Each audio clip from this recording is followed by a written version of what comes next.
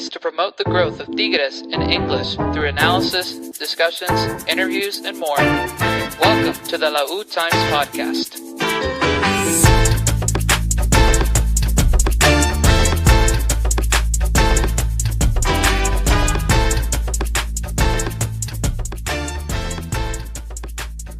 And we are back. It's Tuesday yet again, and you guys know what that means. Lautimes is back, and we're live here on November the 18th. This is Lautimes, the only podcast on the planet talking about Tigres in English. I'm Dennis, I'm tonight's host, the usual producer.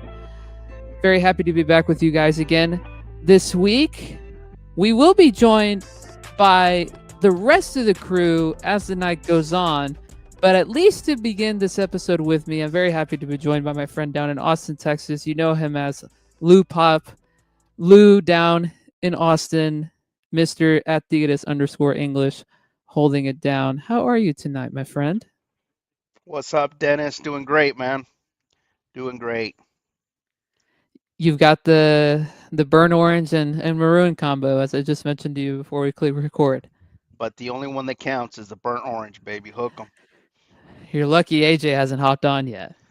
That's why I'm wearing it, because AJ's not here yet, and he can't say nothing to me. I love it. I love it. Hey, everybody who's joining us on the stream. We got some people trickling in. Thanks for joining us tonight. If you're listening on podcast later, thank you for joining us as well. Do us a favor. I'm going to try this with the graphic on the screen. If you're on YouTube, like and subscribe, as the little graphic there says. If you're on Twitter, don't forget to share the stream with everybody. Give us a retweet, a like, all the good things, a quote tweet.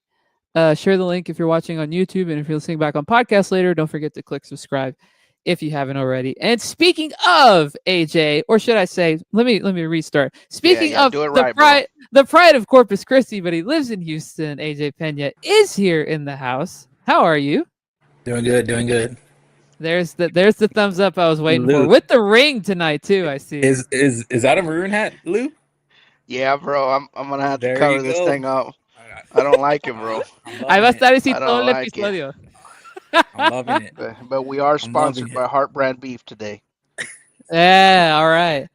Hey, speaking of sponsors, unofficially, haven't done this bit in a minute, but I have reason to tonight. I don't know how much our audience is familiar with the Siete brand, but I gotta say it's the holidays and they've got these bad boys out again. The mini buñuelos, mind you, they're not like a real buñuelo. Let's be clear, they're not. Nothing will ever compare to a real buñuelo, especially at this time of year. However, these are pretty good. You can get a whole 15-ounce big old bag of these at Sam's. This is not the 15-ounce bag, but you can get a 15-ounce bag of these at Sam's for like $7 right now. And it's a great holiday treat. I will be eating lots of them tomorrow at my Friendsgiving that I'm going to. So the Mexican wedding cookies are also really good. Fantastic. Their products are great. I love their stuff. Yeah. And they're based in Austin too, right? Like their HQs down there. Yeah, super great. Love it. Okay, we got some people in the live stream. If you're watching us live, hang out in the chat. We actually need y'all's participation tonight because we are doing superlatives tonight, and we want to know what you guys think about our superlative different subjects when we get to that later on. First things first, though, we have to talk about the biggest news involving Tigres this week, and that is Las Amazonas are back in the final. Hallelujah. A 2-1 victory on Sunday against Cruz Azul at home. A 3-2 victory over them on aggregate in the series. Thanks to goals from Jenny Hermoso from the spot, and then Diana Ordóñez with a second one. Could have gotten 3 if not for an offside against Maria. But the girls have moved on, and now they are in the final against America, a final that will take place this week. The first leg is Thursday, and the second leg is on Sunday evening. Threegers in the chat joining us, as he always says, saying good day to get off early and so ready for the Amazonas final. Let's start there, gents. A very interesting series. I know we talked about on Thursday in the chat and online that Thursday's game was frustrating in a lot of ways. The lineup was not great, but the lineup changed on Sunday. We looked better because of it.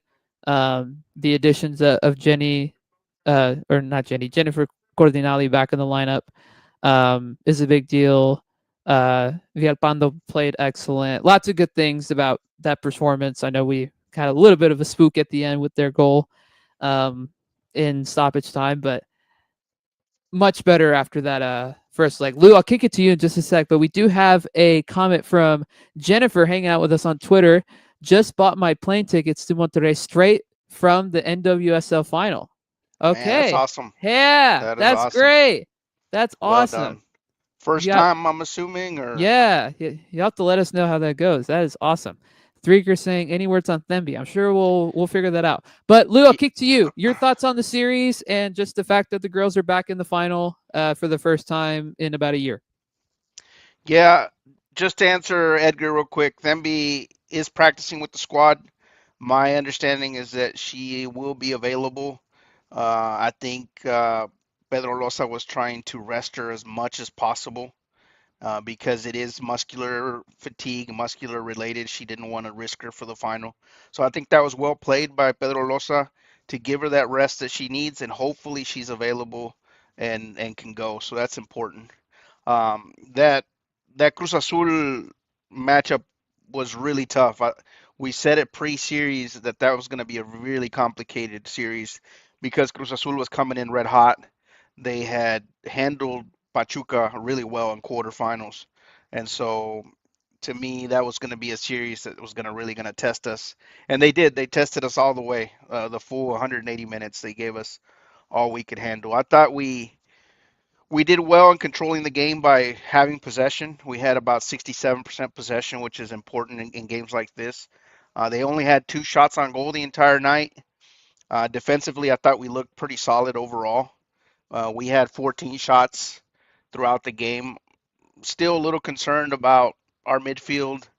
I think we've kind of reverted back to some of the mid-season woes that we had, where the midfield wasn't, fully active. I thought there was a lot of gaps in our midfield at times, but given the injuries, given what's going on, I thought the ladies did really well to handle this matchup. It was a very physical game. They have a lot of physical players, and they attacked us. They went at us, and so uh, I think it was Greta Espinosa that said that when you are at the top of the table and when you are Tigres Femenil, everybody's giving you your best shot, and they certainly did that. They gave us their best shot, and I was proud. I mean, I think we did enough to get through and reach the final and face America yet again.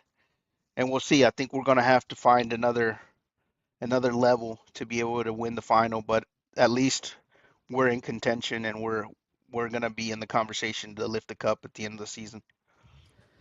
Yeah, absolutely. AJ, I'll kick to you next. Let's talk about the lineup for Sunday a little bit more.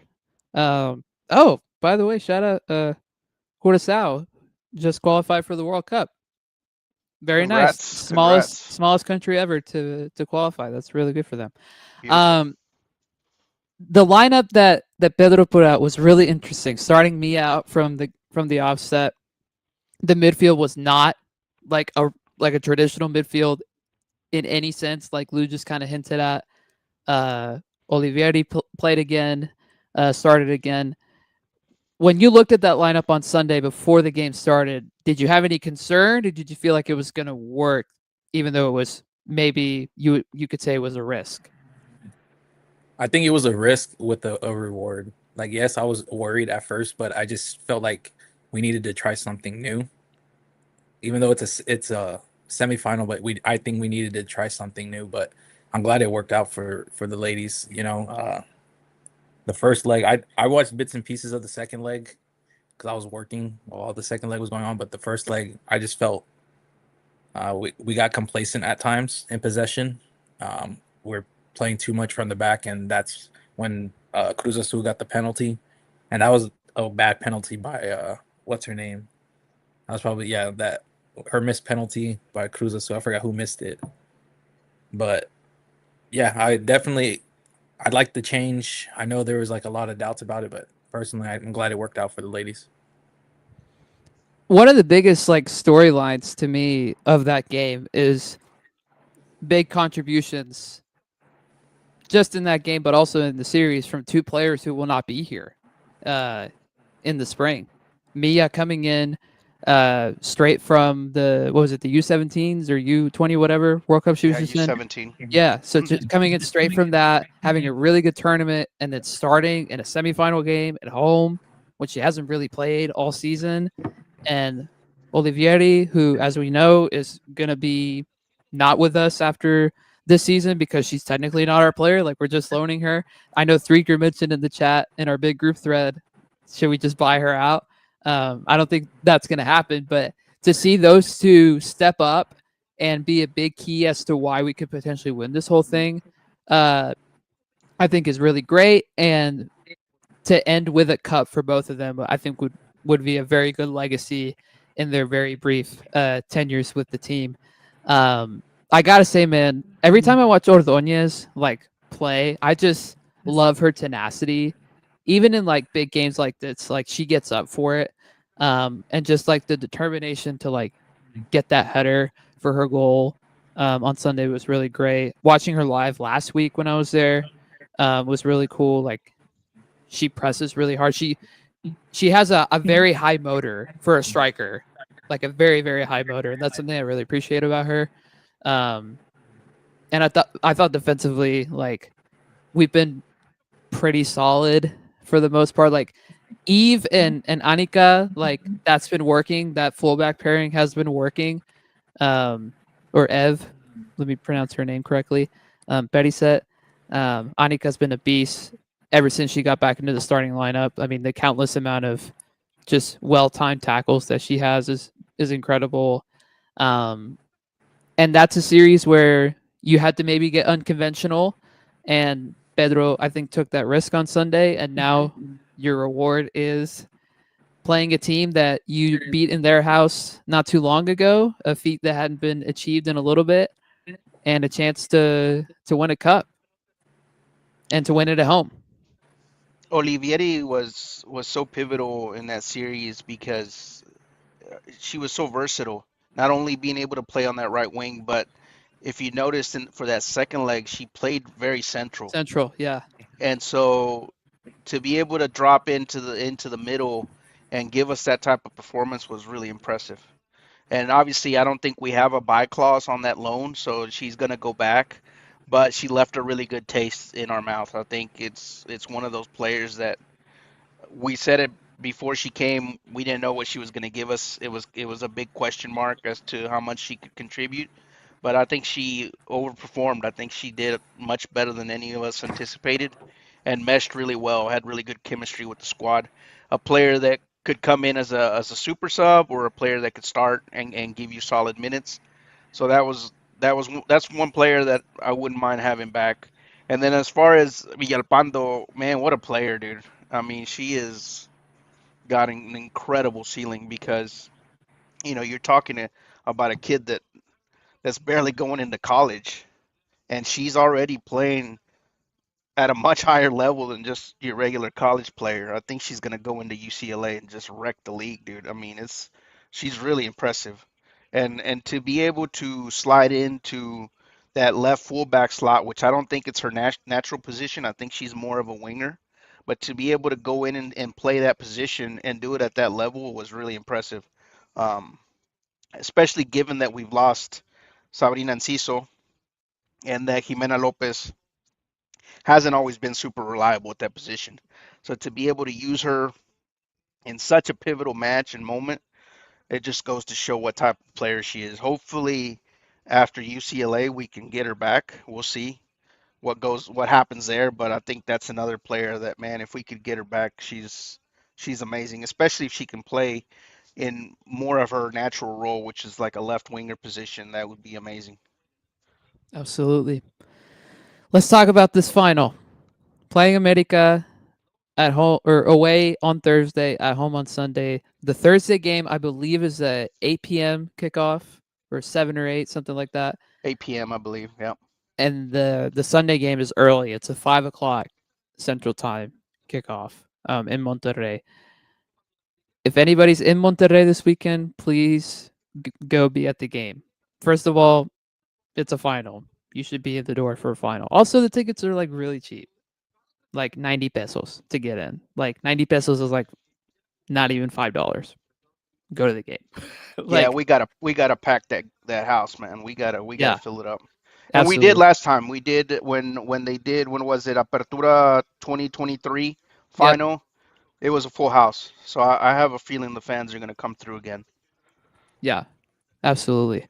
I was there for that one. I know. I know. I was jealous that you were. Maybe you need to go back down Yeah, because maybe. that was the last final we won. Clearly. Um, yeah. Let's talk about the matchup. It's a team that we played this season. There, um, it was a tough game, but it's a game that we won. Obviously, our squad looks a little bit different right now than when it did a few months ago when we last played them. I think Themby was a big part of that game. Um, we'll see what her status is at this point. Obviously, the midfield is interesting um, going into this game based on some of the changes that Pedro's made. But the big advantage here, obviously, is that we're at home in the second leg. We did not get that opportunity the last time we were in a final. We were in the Clásico Regio. Um, but now we have that chance right now. So, what do we expect? How do we expect America to play us based on their run that they've had? They just beat Chivas in their semifinal, and how do we see it playing out? Do we think that Pedro's gonna goof it up somehow? Like any and all thoughts? I'm a little concerned with Pedro Losa because I feel like he hasn't settled on a starting 11, and that concerns me because every time he doesn't settle, he tends to go with Mayor as a starter. And like I've said before, I don't want to beat on a dead horse, but I feel like our midfield loses a ton with Mayor in there. Just the ability to recover the ball, the ability to be able to have some speed and cover the counter. And so that there's a lot of uncertainty there. What I would love to see is Ferral get dropped back into the center back role and then move Farmer into the central defending mid position. I think that's what gives us the best shot, and she can play in that double pivot with Jenny Hermoso, for example, and then Corginali in front of them. I think that's what gives us our best shot. If Demby's healthy, then I'm going with Demby on the right wing and Maria Sanchez on the left, and I think that's what gives us our best shot because I feel like America is gonna control possession. I feel like America is gonna go at us for a large portion of this game, and I think we're gonna have space behind the center backs to be able to counter. And that's where Thembi, I think, is most dangerous, right? To be able to get her the ball in space behind the fullbacks.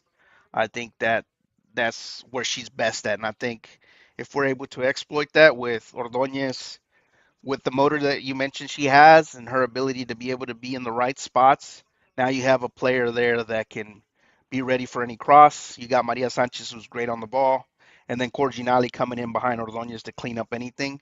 I think that gives you your best opportunity. I see America, like I said, going at us with Camberos, Irene. They have a ton of weapons and they get up for us. And so we're going to have to be at our very best and dialed in for the full 180. I think they're coming in red hot. I think they're confident and they're hungry. That's another thing, right? They've kind of they're starting to develop this reputation for not finishing when the lights are brightest, right? They want to get that off their back, and so they're going to be really motivated. And I think that's going to have to take a full effort from all of us being the best, and Pedro Losa also making sure he puts the best 11. It's not a situation where you want to be messing around and not having your best 11 on the pitch. Go ahead, AJ.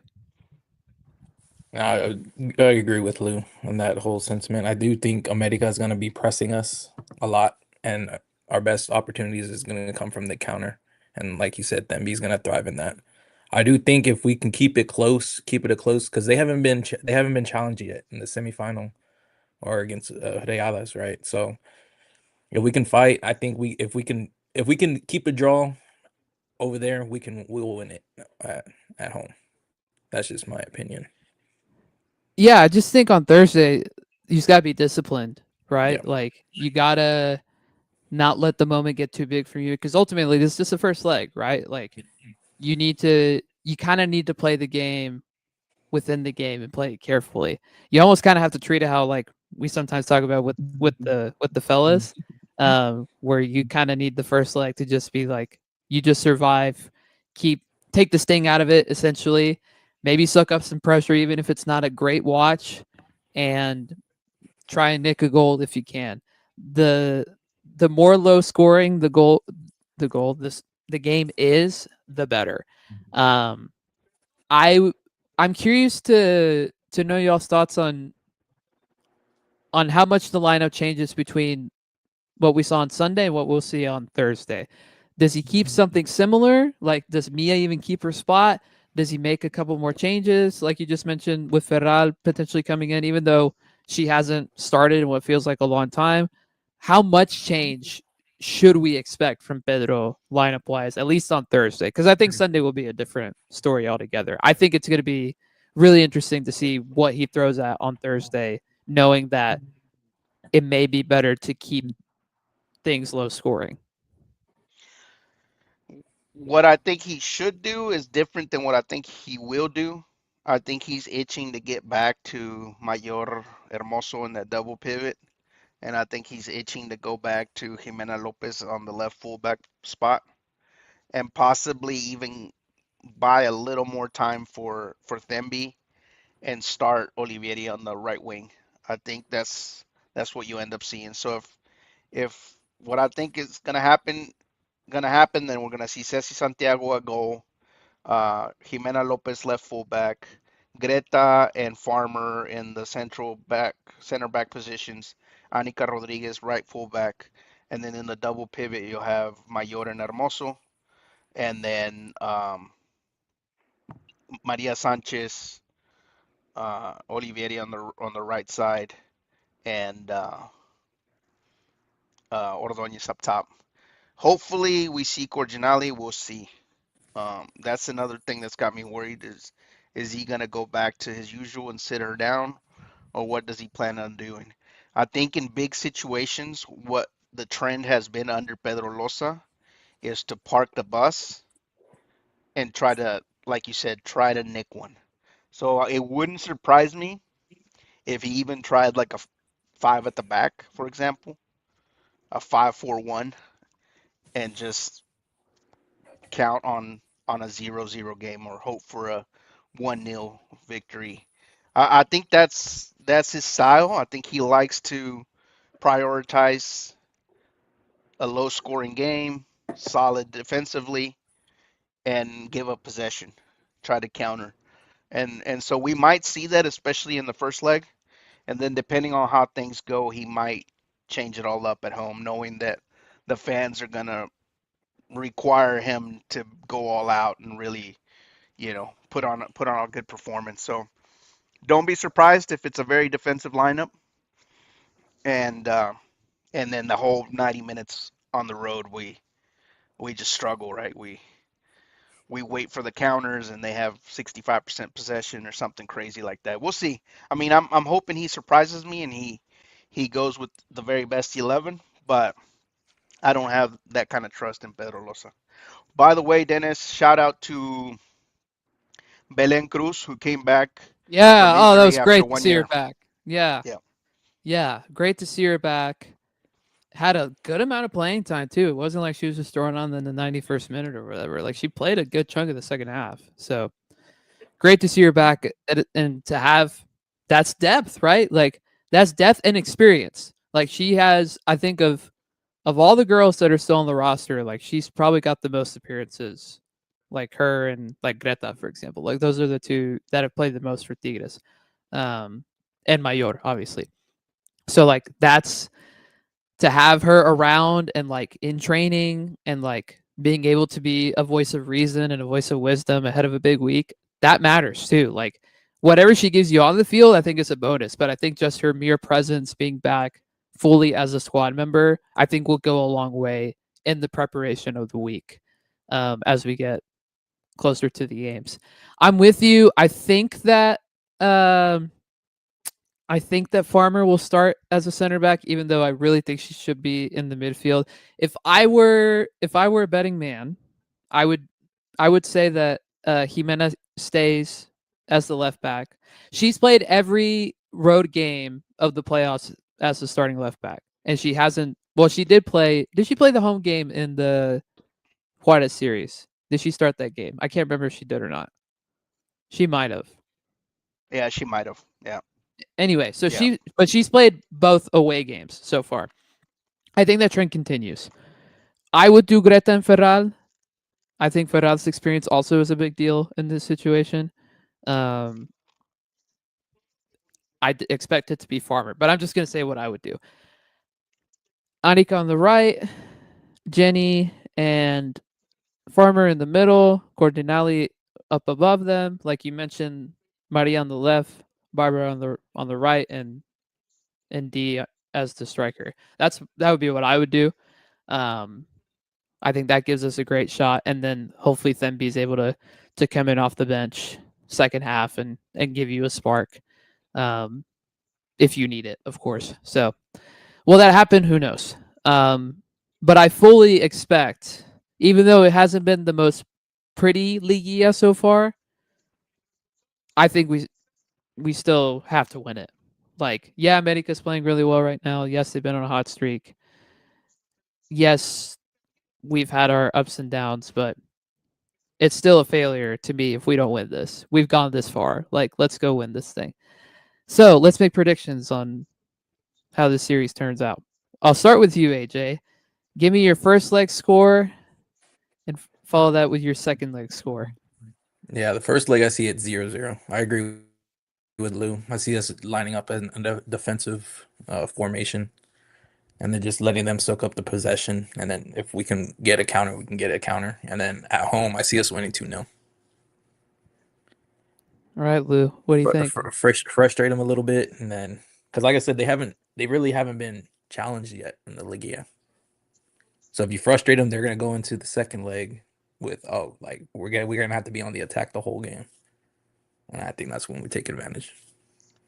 Yeah, I'm gonna go 0-0 on the road and then 2-1 at home. We win.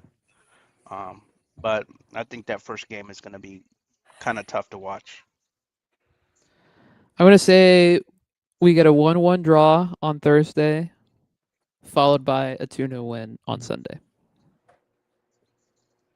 By the way, sorry. We faced them 11 times in either quarterfinals, semis, or the final, and we won all of them except 3 games, 3 series. So we've got a really good record against them. But obviously, we don't live off of history, and we're gonna have to step up. But I think it goes to show how dominant Tigres has been against America. Threedger with the very hopeful prediction of 1-1 on the road, followed by 4 or 5-2 on Sunday. I would sign up for that. I would too. Give me in that situation, if we're going 5 goals, give me a golazo from Cordinali, a golazo from Maria, a goal from Hermoso, a goal from Ordóñez, and a send-off goal from Barbara. I'd be happy with that. That'd be nice. Good little parting gift. I don't know who's broadcasting the game on Thursday. Do we know the answer to that? I think it's gonna be on VEEX, if I'm not mistaken. Yeah. Gross. Can Estrella get the rights to that, please? That'd be awesome. Estrella will have the game on Sunday, and I believe the YouTube channel will also have it. Hopefully, America's YouTube channel showed the last time we played there, like showed that game, I'm pretty sure. So hopefully they can do that again. That would be really great. But keep your eyes out for that as the week goes on. So One other note, Dennis, Tigres Femenil has been in 14 finals. So another stat that shows you how incredibly great they've been. That's that they're the biggest team in Mexico. that's right. And long may it continue. Hopefully, number 7 uh, gets clinched on Sunday. That would Let's be go. awesome. Uh, I so hope America has it on their YouTube. I hope so too. That Yeah. would be great. All right, that is it for the preview of the women's final. Let's jump over to the men's side. We've got two things we want to talk about with the men's side since we're kind of in a dead week.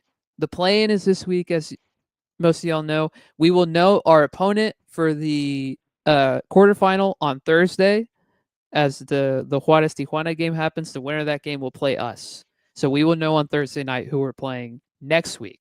Um, I presume we're gonna have a Wednesday Saturday series if I had to guess. Um, Although I feel like I say that every year and then we end up with a Thursday Sunday. So who knows? Um, so keep your eyes peeled for that on Thursday. But we do have a couple things we want to talk about.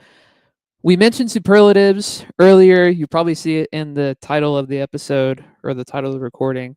We will get to that in just a second, but we do want to answer some questions that were left to us by our very hilarious friend in the group thread, Mr. VAR, Alvaro himself. Lou's favorite, as we all know. My Ain't that boy. right, Lou? That's right. He left some questions in the group chat, and I think these are worth answering. Because why not? We don't have that much to talk about. This kind of helps us talk about something. So here are the questions that he mentioned in our big group thread earlier. If you're watching live, feel free to give us your answers to these questions as well. Question number 1: how much impact did Angel Correa have on the team? AJ, may you please be the first to answer. You're muted. Yeah, his impact was tremendous for the squad. Like going into the year, if you without Angel Correa, this team, I don't personally don't think I think we're a play-in team, rather the top of the league, in my opinion. Like he elevated the squad, brought a different flair in the attack. Really outdid himself in my opinion. I think what everyone was saying was like 5 goals, 6 goals, and he exceeded those expectations. So yeah, definitely brought a different spirit to the squad, especially the attack that we hadn't seen. So yeah, definitely huge impact on the squad. What do you want to add to that, Lou? We talked about it before he came. I think Alfred was the one that posed the question. What are we expecting out of him? And I think one of the things I said was that I expected him to make everybody around him great, to have contributions, either scoring or assists. But I think he's given us so much more than that. I think he's carried the team. I think he's brought a level of professionalism and commitment that I was not expecting. This is a guy that came in and immediately meshed well with all the players in the locker room. I think elevated everybody's game. Has shown that he's truly committed to the squad and to the project, and is the type of guy that truly gives us the spark we need when we're in a rut. We're not playing that great. He's the type of guy that can pull a goal out of his hat. He's just on another level. We had Sam earlier on the podcast, and he went to the stadium, and one of the things he mentioned in his YouTube uh, episode, which I thought was really interesting, he said, in Europe, um, Angel Correa was, just another player. He was just one of the guys, right? He says, but here in Mexico, he's just on a whole different level. Like he's a different class above everybody else. And I think it's obvious. We're fans of the team, but I think even non-fans that go watch the team realize this guy is a notch above everybody else. It's kind of reminds me a little bit of Gignac when he came in, right? We had a good squad, good players around him, but he's just on another level. And that's how I feel about Correa. And I'm just super happy that he's happy in the city and that he's fully invested. Absolutely. I mean, it's just what more needs to be said, right? Like the the on the field impact says everything for a team that was god awful at offense in like April and May of last year to now looking really competent because of him and a little bit of Brunetta too being more advanced this season in the midfield. That speaks a lot to who he is as a player, his gravity within the league. I mean, I remember seeing tweets from MLS people like immediately during Leagues Cup saying, "Oh, Angel Correa is already the best player in Liga MX," and a lot of people that follow the league in English were like, "Ah, no, no, no, no, no, he's not." Like, let's calm down. It's like, he may be proving it. Like, did he have the best statistical season? No. However, I think the impact goes without saying. As AJ mentioned, I think if he's not here, I mean, we look rough. I don't think we're where we are by any stretch of the imagination. And off the field impact, there's a buzz around the team that hasn't been there in a little bit, and I think a large part of that has to do with him. Um, he's getting people to come to games and fired up about the games. I feel like El Volcan didn't have the same buzz as it used to for a little bit over the last year, but that buzz is back. Um, a lot because of him. People are buying his jersey. I mean, all the things with him. So goes without saying that he has been a rousing success so far in his very brief Tigres career. Question number 2, kicking it to Lou on this one because we're talking about your gemelo. How much did it affect the team not having Nico Ibanez performing as we expected, knowing that Guignac was not going to be 100% this season? Surprisingly, it didn't affect us as much as I thought we would. I mean, Nico obviously has been a big disappointment because if there was ever a season for him to do better statistically and to step up, it was this season, right? You have now a guy behind you in Angel Correa that can make things happen, that can tie up defenders, that can help you move into open spaces, and you don't take advantage of it. That's a big disappointment. But huge credit to Pizarro that has he's been able to adapt the team to where we're almost not playing with a true nine, but still doing really well.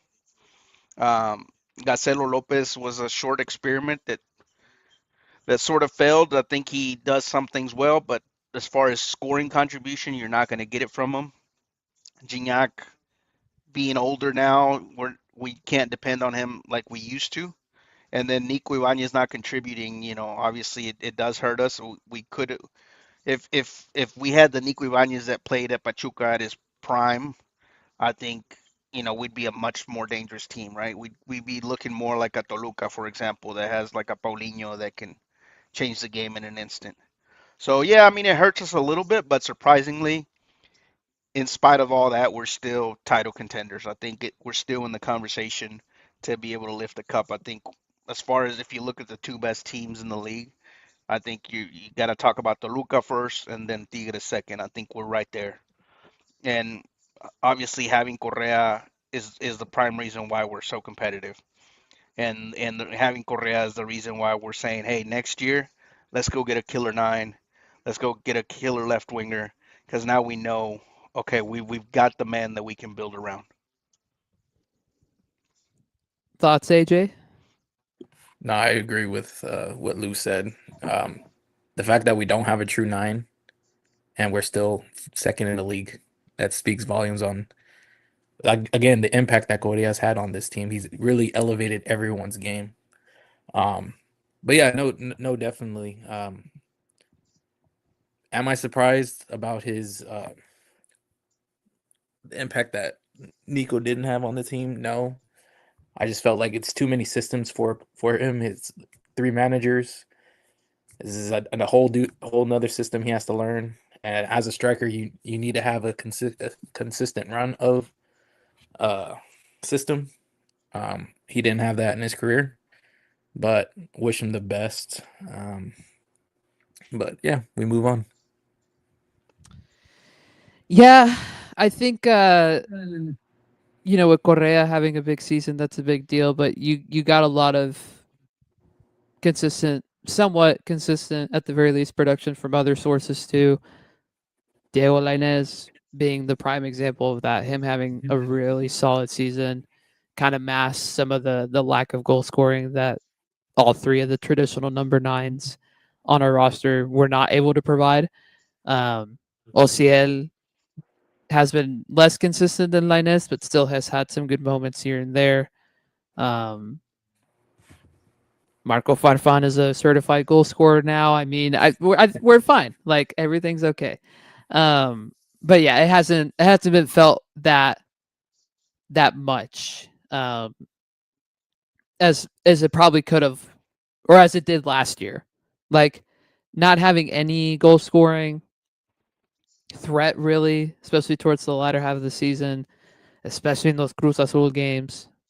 Like you could easily point to the strikers and be like, hey, like, well, Nico was the only one because Guignac wasn't even healthy. So like Nico was the one guy who should have been scoring something, and he didn't as much as he probably should have. But this season, you've had a lot of guys pick up the slack, so we're fine.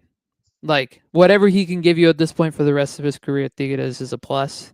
Um, but thankfully, we have not super felt his absence due to injury slash lack of goal scoring as much as we did back in Clausura just a few months ago. So Like I said last week, Dennis, I think he's got one, possibly two more left in him, and I hope they come in like the really big moments. I do too. Just because I like the guy a lot, I like him as a professional, as a person, and hopefully that would be a good send off for him. I know he hasn't given the club a ton, but imagine to be able to do something like that in a critical juncture, then that kind of puts a little feather in your hat as you're exiting the building. Right. Absolutely. I was gonna say that too. La- He's handled it professionally. Yeah, Yes, he's not getting his chances, but he's not throwing a pity party. He's still, exactly. he's still participating in training. He's Um, not pulling a Florian Tuvan, if no, you will. no. So he's handling it professionally. So I really hope that he does get his opportunity to, end his career on a high note here. Do you think that his next spot is in our league, or do you think he potentially goes back home to Argentina? no, I think he's got at least one more team here in Mexico. I think there's several teams that he would fit in well. I'm not saying he would be great. I think he might have left his best seasons behind him. But for example, he would fit in well at Mazatlan. He could fit in well at Necaxa, for example, at León. León would be desperate to have him, I'm sure. So there's like three or four teams that I think Necaxa is another one. I think that could potentially have him, and he's at a club where the demand is not as high, right? You're not in the shadows of Gignac, and it's a better fit for him. Okay. Last serious question from Mr. Var. Besides Correa, who were the other players slash players that stepped up and made the sacrifice for the team? I mean, it's easy to say everybody, but I'll throw one name out, and maybe you guys can throw a couple other names out. Linez, like there's been a lot of talk about his tenure with Tigres being pretty inconsistent, and I think that his motor this season has been really good. Obviously, he's provided a lot more statistically, and for a guy that you know had a really promising start to his career, came back after a failed spell in Europe, Um, it's nice to see him playing well. Right now, obviously, it's a huge plus, and he's making a lot of sacrifices, like within the game, like with his pressing, with his tracking back on defense, all the things. So we could throw tons of names out, but that's going to be my name. Is that Linus has been a big example of like providing true sacrifice for the team. So To me, Brunetta gets an honorable mention because I think last year he looked a little disappointed. I think he was struggling to be the guy that has to like carry the load. And now that that load shifted to Correa, I think he's a lot happier. He's playing a lot more loose, and finally, I think he's starting to show us his true potential, right? Is what he can bring to the squad, but without that pressure. I think the pressure was kind of getting to him, and now I think you're seeing really good games out of him. Um, Farfan is another guy that to me has been really good and surprisingly good. You got to also shout Zwarg. Zwarg to me is another guy that stepped up. So I think there's a few players that you can shout out that say, hey man, they stepped it up. But I think like you're on the spot with Linus. I think he's been so incredibly consistent for us and has finally delivered what we thought he could.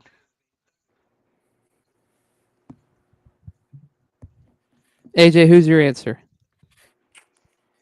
Yeah, with this squad, I just think the attitude's changed. I think everyone's done their part, but my top two would probably be Romulo and Farfan. Romulo because you had him playing in the center back position, not his natural position, but at times he was our best defender in the back. And then you elevated him to his natural position, and he put life in the midfield. So I'd say Romulo's my one, and then Farfan my number two. Okay. Just for grins, the last question that Alvaro left for us. ¿Y en dónde vergas está tercero? That is the $1 million question, bro. My man is on a permanent vacation. He has done so well. That He's guy, that guy has an envious career, bro. I mean, don't hate the player, hate the game. bro. He's done it right. He's done it right. He's never given us any headaches off the pitch because on the pitch he never gets on, but off the pitch he's never given us any headaches, dude. Yeah, He's all smiles for the social medias. So the ultimate personality hire. yeah, dude. I mean, I don't know how he's done it. He's been how long has he been at Tigres, bro? Too long, clearly. He's too busy trying to tidy up the pizza stand in the Do you stadium. know who he reminds me of a little bit? I don't know if you guys ever seen that movie Office Space, the stapler guy in the basement, where everybody just forgot about him and he was still getting paychecks, even though like Uh, everybody thought he had been let go years ago and he's still collecting pay. That's Tercero, bro. I wonder if maybe like Mauricio Culebro doesn't realize he's still on the payroll, bro. do you think he makes $1 million a year, like $1 million a year? From what Pello was saying, it's right around there. Yeah, Jeez. Pello on one of his lives mentioned that he's not a, he said he's not a 700,000 a year player. It's like a lot more than you think. So Oh it my kind of gosh. hinted that he's in the million category. Good lord. Y eso que no pueden arreglar los baños en el estadio, pero pueden dar $1 millón de dólares a tercero. It's crazy. Crazy work. Like I said, that was just for grins. Okay, here we go. It's time for superlatives. End of regular season superlatives for the boys. Listeners and viewers who are watching us live right now, please feel free to share your answers with us. We're going to do this rapid fire. And if you're listening on Spotify, uh, drop in your answers to all these in the comments. That'd be awesome. Okay, so MVP of the men's team this season is for you, Lou. Who is it? That's a no-brainer, bro. Correa. AJ. Same. Yes. You're Mr. muted, Muted. Mr. Muted. Yeah, Korea. Korea. Okay. Duh. No further explanation. Hey, we should Most. probably pull Alfred's up too while we're at it. Oh yeah. Drieger saying Correa as well. Alfred said, I think he said Correa as well. Yes, he did. Cool.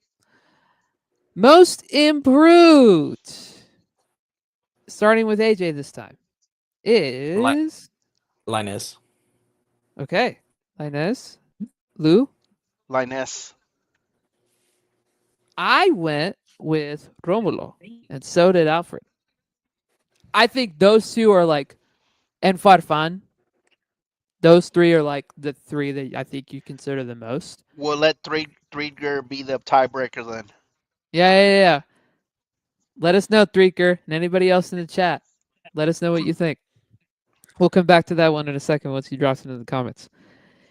Defensive player of the year is AJ, Romulo. Lou. Zwarg. I concur. Threaker saying most improved, Romulo or Brunetta. I'm gonna claim that as Romulo then. There you go. Give him the tiebreaker. Offensive player of the year. I don't even want to ask y'all. It's Correa. Duh. Correa. Move on. You could maybe argue Brunetta, but it's Romulo. Or not Romulo, it's Correa. Rookie of the year. I mean, there's two options. It's Parra and Chicha, and I think there's probably one clear answer just based on stats and late season impact, and that answer is Lou. Well, actually, I hate to mess you up, man, but Ah, I know Farfan's not a rookie, but he's technically first year with us. So I okay. gave it to Farfan. I gave it to Okay, Farfan. I like where your head's at with that. That's fair. AJ, Yeah, I agree. Fadfan for rookie of the year. if we're going off that criteria, then I agree. If we're going off children criteria, then I'm going to say Children. Chicha. Yeah, if that's the case, then I'm Chicha too. And so is Streaker. So the children, think of the children. Hardest worker. I'll go first on this one. Man, there's like four guys I think you could throw in this. I'm gonna say Romulo, personally. I think his tenacity defensively, his willingness to be in the right spots at all times, his positional awareness, like the way he works so hard and has such a high motor, even at such a deep position, whether it's in the defensive line or as the number 6. I have really liked that. And honestly, part of the reason why I say that with him is because I saw him make some really good tackles live and in person a few weeks ago. So I'm going to say Romulo. You're preaching to the choir. I'm going Zwarg. Okay. Threegan I'm says he Romulo. doesn't count Farfan as a rookie. All right, that's fair. That's fair. I What'd you go say? Romulo. Romulo too? Romulo as well. Yeah. Trigger saying Romulo and Correa. I think you could count Linez in this as well.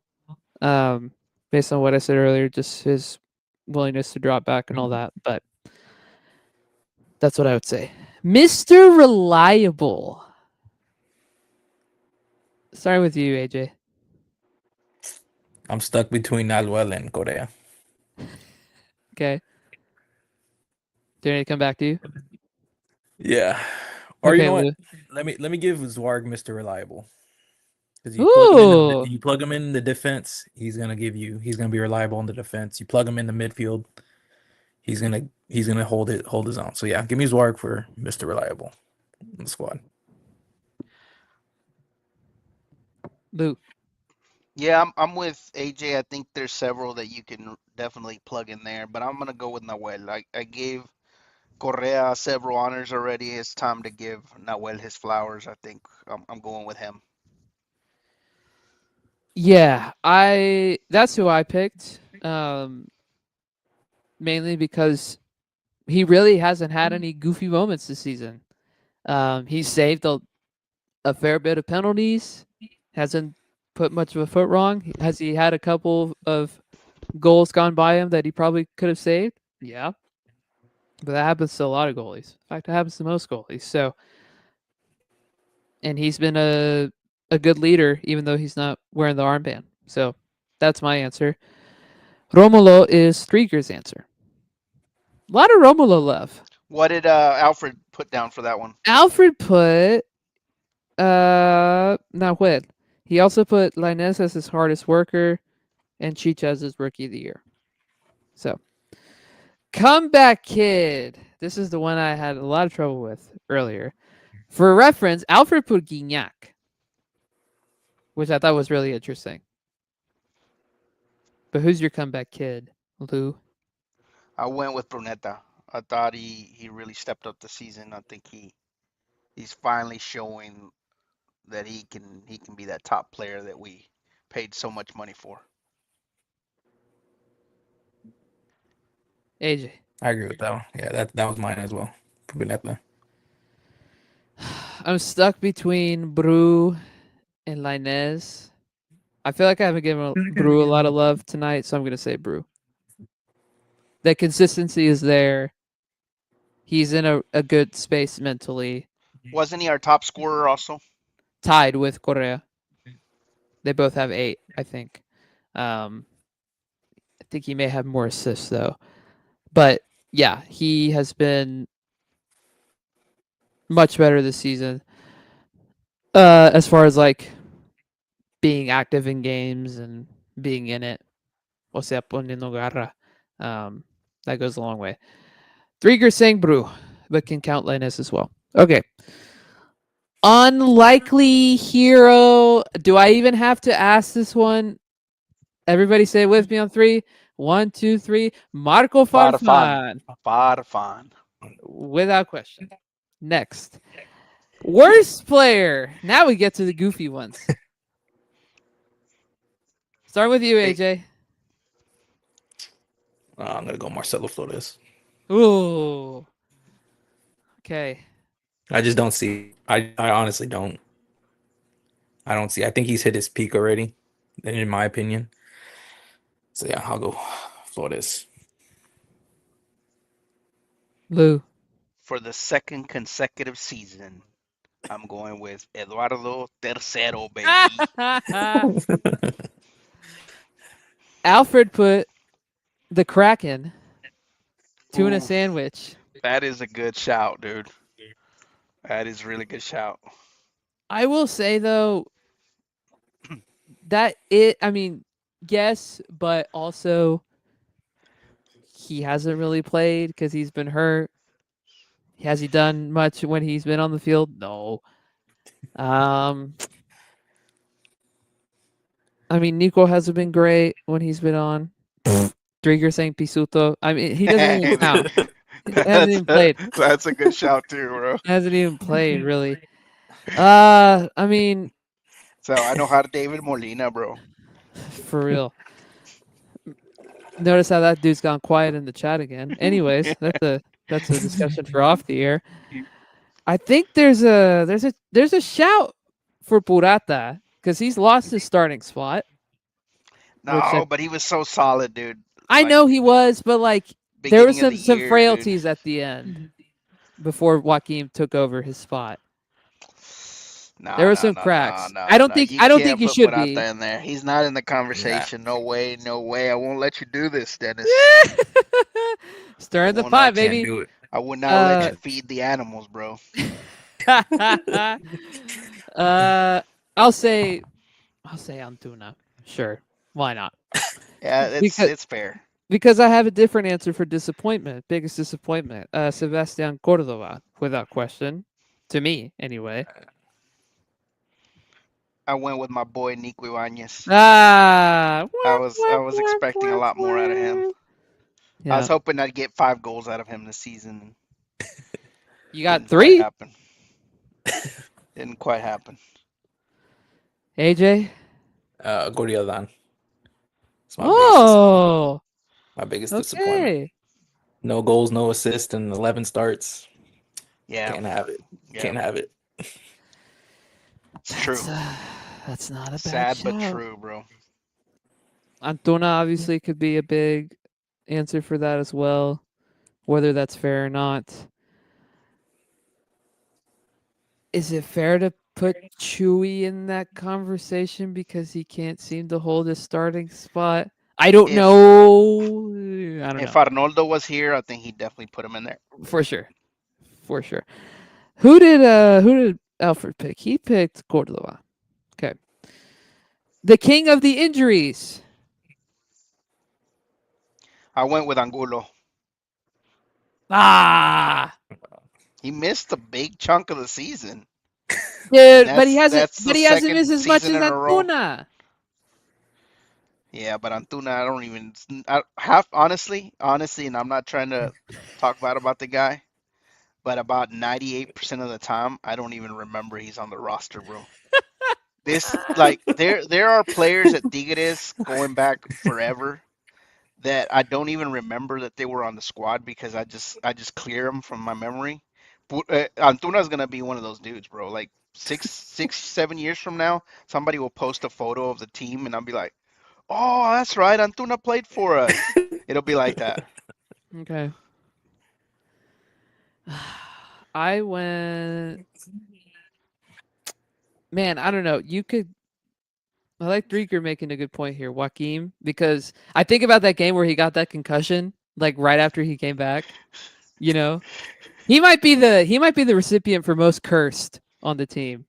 I think that's different from being most injured. I'm gonna say Antuna because he literally didn't play, but that's just me. Walking was my injury king. Okay, But like you said, he might be cursed. He just, yeah. tough. Okay, two more. This is gonna be the one where we're gonna have some pretty different Yeah, answers. Best goal of the season. Anybody else go on a highlight stretch today like I did? I didn't need to. I had mine already solid. All right, then say it then. I went with Chicha Sanchez, bro. First goal, Oh, which Himna one? del Volcan. The Puebla one? Yeah, the one that he hit back in The August. cutback? Like, yeah, that beautiful goal for one. Like beautiful team goal, beautiful execution. But to be able to him have that be his first one in front of our crowd, I thought that was special on such a crazy night too. Okay. Yeah. What do you think, I'm AJ? I know you threw gonna some give it. ones. I'm gonna give a shout to loose boy Ibanez goal against Mazatlan. Ooh, That was that Uh, was nice. that was that was mine. hey, Volley.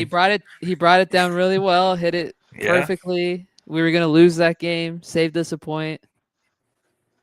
That's a good shout. I remember screaming into the chat for that one. Um, shoot, man. I'm having a lot of trouble between Brunetta's first goal versus Necaxa from his hat trick and Correa's goal versus Tijuana that was basically Brunetta, like just driving down the field and them getting the him getting the pass. I'm gonna say there was a lot of bangers in that Puebla game too. Ociel had a banger, Correa had a banger. We didn't have a Goriaran from last year level banger this season, but we had some pretty close ones. Um, I'm gonna say, and I think Alfred and I are the same. I'm gonna say Brunetta's first goal versus Necaxa because that was a setup play between him and Guignac and Correa. Yeah, Maybe Ociel too was involved in that. That one was really freaking good. Um, Another couple that I'll mention: Guignac's goal versus Tijuana, Correa's goal versus Tijuana that I just mentioned. Brunetta's goal versus Cruz Azul was really good. Uh, if we're going back to Leagues Cup, if we're pulling from that barrel, Correa's destruction of Houston the goal. goalie, yeah, against Houston. Yeah, That's that was that's up a there worth. for me. Yeah. but I think that that first one from Brunetta's hat trick, I think, is the one for me, and I believe Alfred said the same. So, last but not least, we kind of did this last week, but why not do it again? Grade, team grade.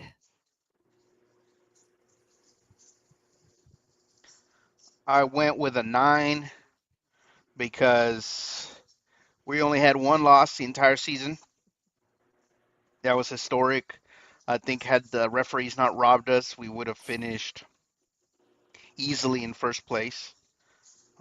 We got robbed in that Cruz Azul game, got robbed in the Mazatlan game. So it could have easily been a 40-point season. We had the best defense. We were great at home, great on the road, which we were not great on the road last year. We were a terrible road team last season, and we improved that. So that to me was really important. And I think the team just kind of rallied around Pizarro. This is a team that if in the offseason we can just go out and get maybe two pieces, then you're looking at like another generational type team. You're looking at a 2015 era type team where you can easily battle the next 3 or 4 years for cups, which is like really important. I think we're building on something great. So I got to give the team a 9 for that. Number grade. I like that. AJ, is yours a number grade or a letter grade? I'll give us a 8.5. Only because of how it went down in the Leagues Cup. Because that was a Yeah. competition we should have won. That brought it down for me. But if ranking it just the Liga MX, it's a 9. But the Leagues Cup, how we went out in the Leagues Cup, it brought it down for me. And that was with Pizarro too.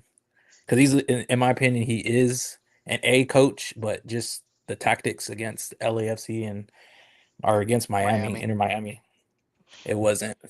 He just got out coached by Mascherano. But 8.5, that's just due to the Leagues Cup, just how we went out. I'm going to be a troll. 8.75. Look at you. Why not? Why Look at not? you. Just In saying. the, in the scientific community, they'd be shaking your head at you. Hey, here's why I say that. Was it a good season? Yes. Did we have some stretches in the middle of the season where we looked real rough on offense? Yes. Mind you, do I need to remind everybody, we struggled to score for like 3 games, like in the middle of the season, where we went 2 straight draws, and then we went basically a whole nother game without scoring until Correa scored in like the 92nd against Pumas. Like, this team has had some looking performances. Obviously, right now we're in a better place, but let's not pretend like just because we were second in the league that it was all, roses. It was not like that at all. So 8.75. Very good season, but definitely could have been better on some games here and there. And too many penalties given up. I don't want to be that guy, but if you guys noticed, we had a really good start, right? We didn't start super great, but we had a good start. Got red hot right into Leagues Cup, and then we got bounced out of Leagues Cup. Had that long hiatus, and then we had a terrible stretch of games, like a four game stretch where we were really struggling. Nothing was working, and I'm just wondering if maybe that time off hurt us.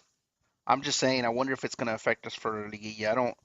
Right. I hope it doesn't, but I hope it doesn't cool us down because we had been red hot.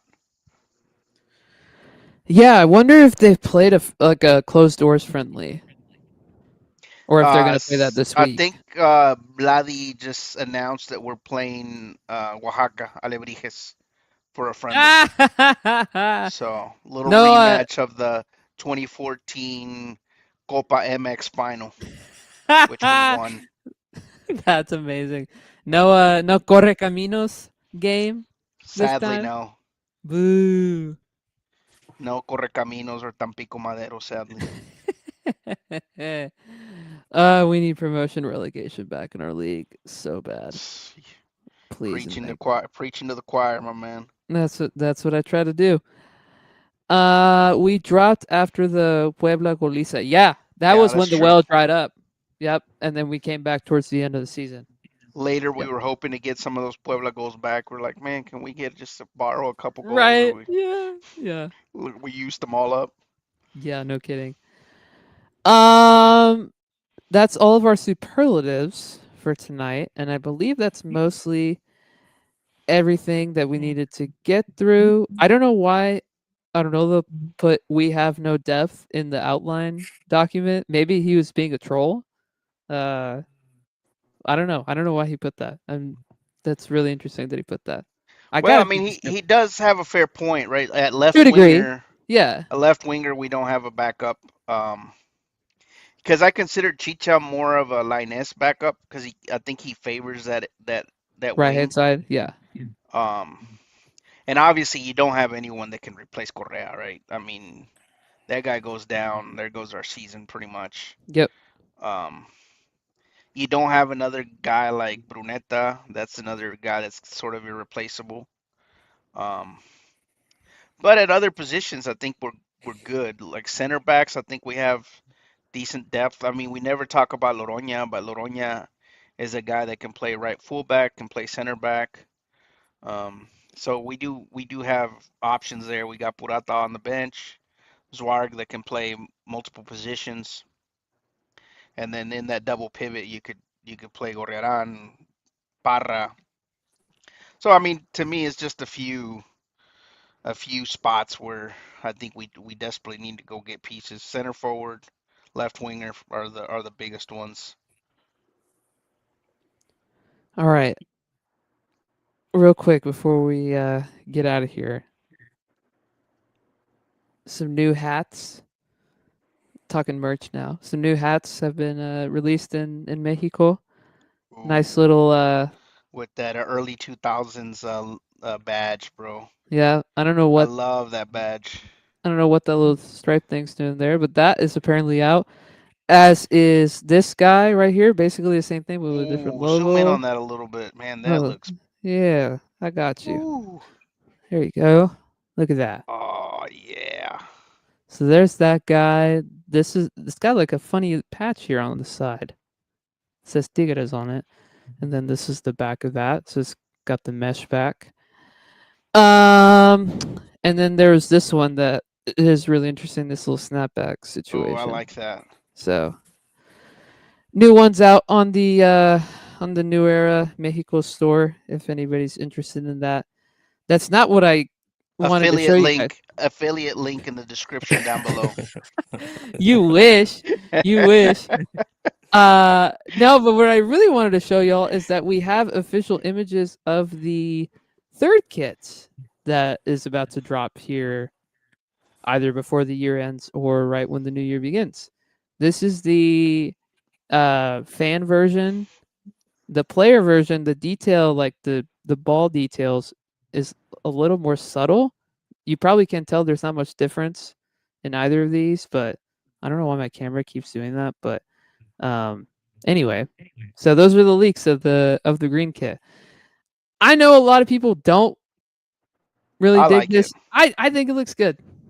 I'm a fan. I like it. I'll buy it. From what I've been hearing, it's probably gonna be like mid-December drop. From what I've heard, possibly Okay. like December 10th, around there, somewhere around there. And then So that's gonna be a good one. this is the women's version of it right here Very nice. as well. I do like, I'm not gonna lie, I like these shorts. The black and green shorts. I don't know. I have an affinity for black and green because those were my those are my high school's colors. So that's one that I've always liked for most of my life. So anywho, I'm sure we'll get more details about that as the release date gets a little bit closer. That's it, right? We're not missing anything else tonight, boys. That's it. All Go right. femenil. Let's go get them. Yes, and we'll be back next week to discuss whatever happens in that final and to look ahead to the men's quarterfinal, which again we will find out our opponent on Thursday. Before we get Quick, out of here, quick message to yeah, Pedro yeah, Losa. Yes. who's liking some comments that I made, Mister Sarcasm. He better bring home the hardware, otherwise you're out of here. Oh, Out of here, Pedro Losa. In this town, we win cups. So you win better cups, win it, Pedro. If win you're cups or listening, die trying. it, we can agree, right? He's got to win, right? If he doesn't win, everybody else has won. Yep. I Villa don't know. Ceballos, Batocleti, Medina, Mila. Moscato, Milagros Martinez is even one. So the bar is right there, my man. You got to get it. Yep. Got to bring it home. Yep. I don't disagree with you, my friend. Not in the slightest.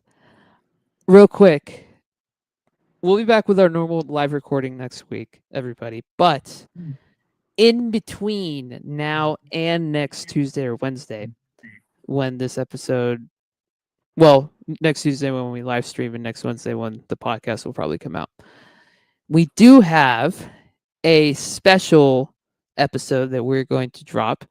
Earlier tonight, we recorded an episode with a guy that, to be honest, none of us knew about until yesterday. But this fella goes by the name of Sam. Lou mentioned him earlier in the episode. A guy who lives in Mexico City, who is making content about Liga MX and experiences at the stadium. And we recorded that earlier tonight, so we will put that out at some point later in the week. I'm not totally sure when, but it'll go up on YouTube only. It will not be on Twitter, and of course, you can listen to it in audio only form on Spotify and Apple and wherever you get your podcasts. So be on the lookout for that. That will come out, I'm going to say, probably Thursday or Friday of this week. And then, like I said, we'll be back with our regular recording on Tuesday. Maybe, depending on how things go on Sunday, maybe we do a post game. If we win, of course, we got to win. I'm Of not gonna do. course, I'm not of gonna do a post game course. if we lose. But perhaps things go our way. Maybe we do a little post game. Or if we get a blowout win on Thursday and we're like super excited, we might come on. Yeah. Hey, and we'll know our men's quarterfinal opponent by then too. So, yeah, just be on the lookout for that. Maybe we'll do that, maybe we won't. But at the very least, we'll be back next Tuesday to live stream again. So, if you're not following us on socials, please do so if you haven't already. I'm gonna do this thing again. Like and subscribe, as the little graphic there says. Um, Follow us on Twitter. You can follow all of us individually. All the handles, all the links, all the things you need to know of where to find us. It's all in the show notes. It's all in the episode description. It's in everything. Okay. Um, we want you guys to be a part of these episodes, so be sure to tune in when we record live. Join us in the chat as always. If anybody else wants to join us for an episode, for an interview at some point, let us know. We're always open to that, and we can make something happen pretty quickly. So, to that I say, thank you, as the screen says. We'll talk to you guys later in the week and then early next week. And arriba la U. AJ and Lou, thanks for joining me. Peace.